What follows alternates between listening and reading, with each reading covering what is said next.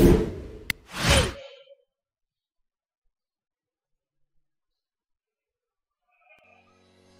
1 kelas 4, indahnya kebersamaan, subtema 3, muatan IPA. Assalamualaikum warahmatullahi wabarakatuh. Selamat pagi semuanya. Semoga hari ini semua dalam keadaan sehat walafiat dan tetap semangat untuk belajar. Dan jangan lupa berdoa dulu sebelum belajar. Baik anak-anak, untuk materi pelajaran kita hari ini, kita akan belajar tentang frekuensi, jenis gelombang bunyi, dan pemantulan bunyi. Frekuensi adalah banyaknya jumlah getaran yang terjadi tiap 1 detik. Satuan frekuensi adalah Hertz yang biasa disingkat dengan Hz. Frekuensi sendiri dibagi menjadi 3, yaitu ada infrasonik, audiosonik, dan ultrasonik. Jenis-jenis gelombang bunyi berdasarkan frekuensinya. 1. Gelombang infrasonik, gelombang audiosonik, dan gelombang ultrasonik. Kira-kira gimana itu penjelasannya? Yuk kita ikuti. Gelombang infrasonik. Gelombang infrasonik adalah bunyi yang sangat rendah dengan frekuensi kurang dari 20 getaran per detik. Bunyi infrasonik ini dapat diterima oleh hewan anjing, kelelawar, angsa, kuda, gajah, dan jangkrik.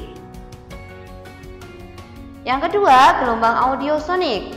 Gelombang audiosonik adalah bunyi yang frekuensinya antara 20 sampai 20.000 getaran per detik.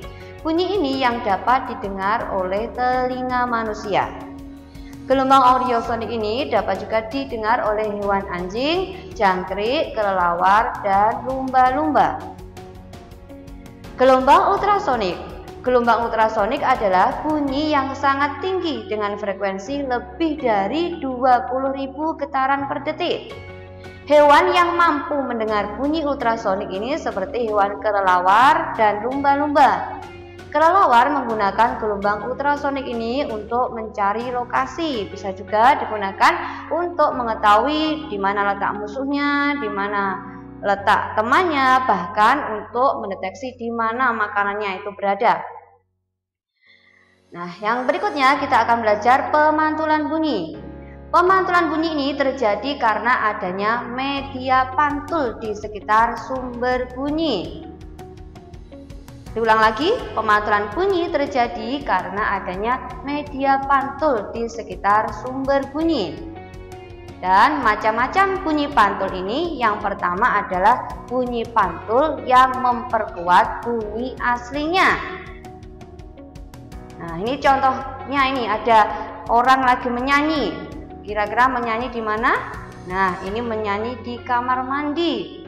Ketika kita bernyanyi di kamar mandi, atau kalian sedang menyanyi di kamar mandi, maka suara akan terdengar lebih nyaring, ya.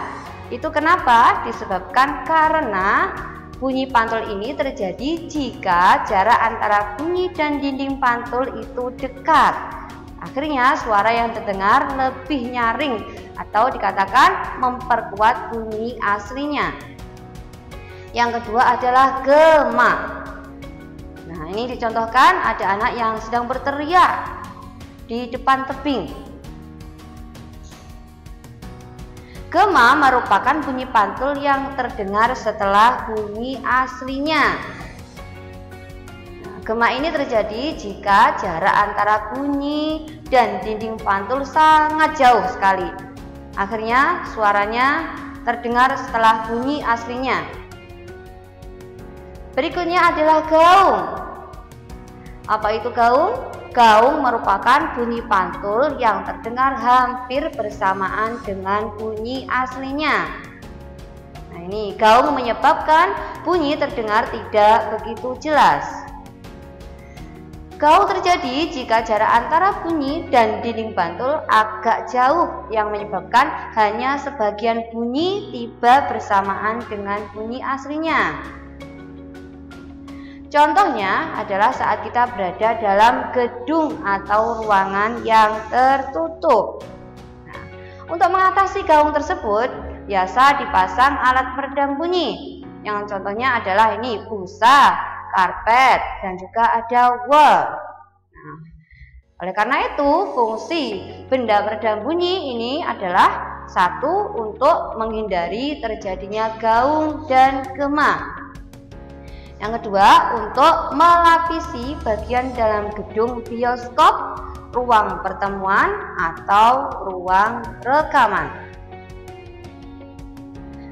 Mencegah suara bising masuk ke dalam ruangan. Yang terakhir adalah untuk mencegah suara dari dalam ruangan terdengar keluar ruangan. Nah, baik anak-anak, untuk pertemuan kali ini cukup situ saja yang kita pelajari, dan kita jumpa lagi pada video berikutnya. Semangat belajar, dan Ustazah akhiri, assalamualaikum warahmatullahi wabarakatuh.